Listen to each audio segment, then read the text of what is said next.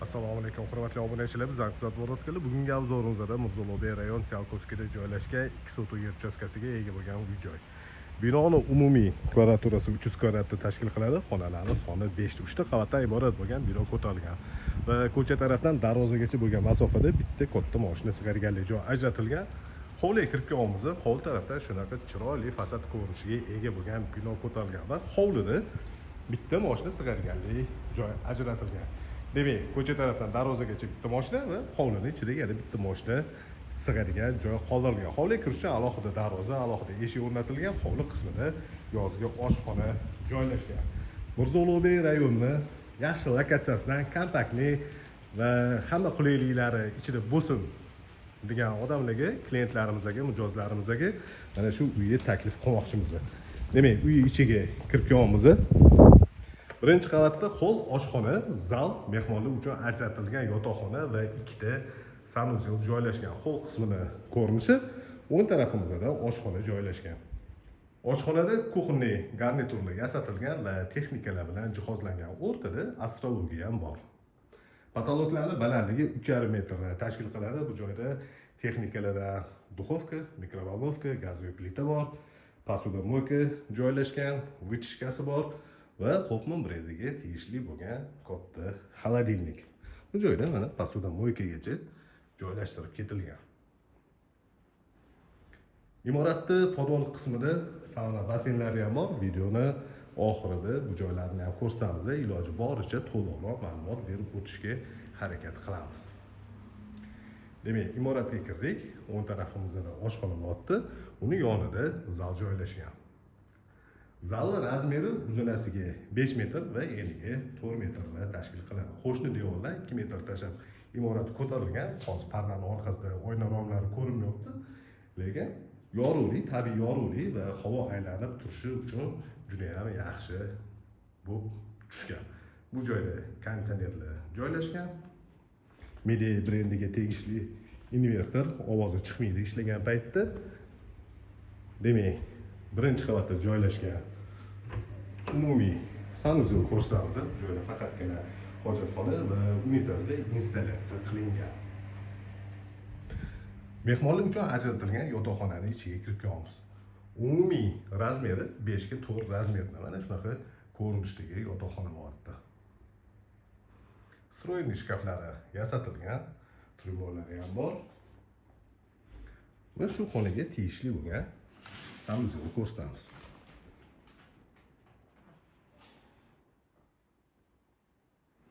Demak, birinchi qavatda ikkita sanuzel bo'lyapti. Shundan bittasi birinchi qavat uchun gostivoy sanuzel, ya'ni hojatxona joylashgan va mehmonlar uchun ajratilgan yotoqxonaning ichida yana bitta sanuzel bor. Alohida o'zini yuvinish xonalari bilan.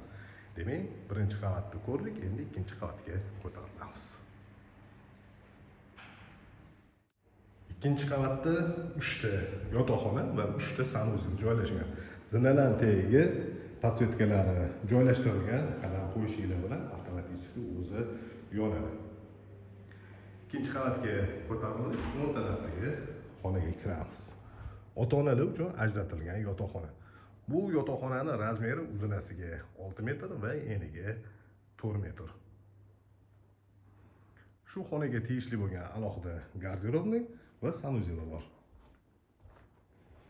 Garderobni ko'rishingiz mumkin. Mana shunaqa chiroyli holatga keltirilgan. Va shu xonaga tegishli bo'lgan sanuzel.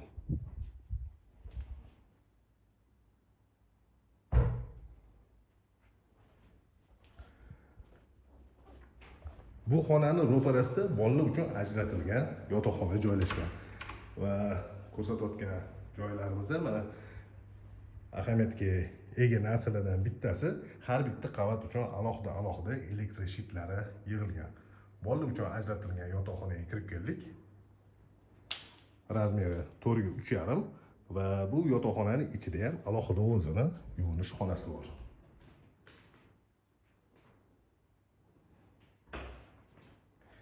Ikkita bir kishilik kravat o'rnatilgan.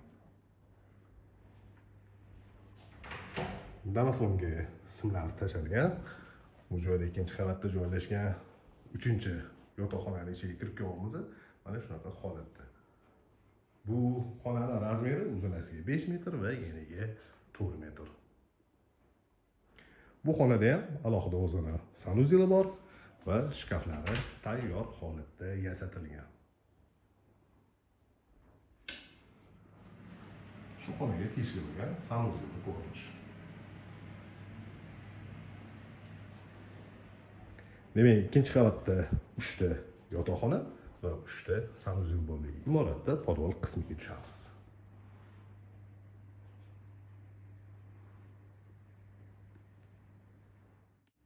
Imoratni tagi butunlay yaxlit podval qilingan va ikki qismga bo'lingan. Podvalga tushishimiz bilan o'ng tarafimizda spa zonasi uchun ajratilgan xona, bu joyda 4 ga 3 razmerda basseyn joylashgan.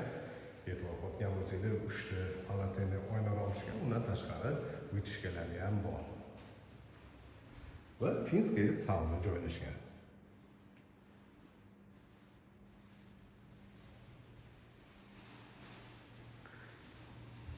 Podval qismiga tushganimizda chap tarafimizda mana shunaqa dam olib o'tirish uchun joy ajratilgan. Bu joyda alohida o'zini sanuzellari bor, vrachka uchun ajratilgan xonasi. Mana shu joyda kladovka yoki bo'lmasa o'zingizga moslashtirib vrachka qolsanglar ham bo'ladi. Sovuq suv bilan kanalizatsiya o'tkazilgan.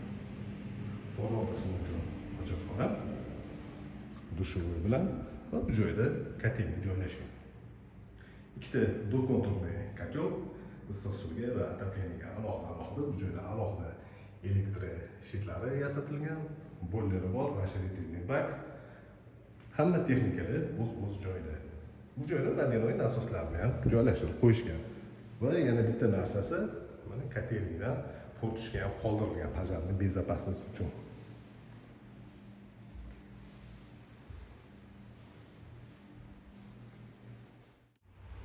Bu ko'rsatgan uyimizda Mirzo-Ulug'bek rayon Chalkovskiyda joylashgan 2 sotuv yer uchastkasiga ega bo'lgan uy-joy. Binoning umumiy kvadraturasi 300 kvadrat. Xonalar soni 5 ta bo'ldi. 3 ta qavatdan iborat bo'lgan bino ko'tarilgan podval 1 va 2 qavat. Mirzo-Ulug'bek rayonida yaxshi lokatsiyasidan uy-joy olmoqchi bo'lganlar ko'rsatilgan telefon raqamiga murojaat qilishingiz mumkin. Bu uy narxini opisiyaniyada yozib qoldiramiz. Ikkita yonma-yon qurilgan uy.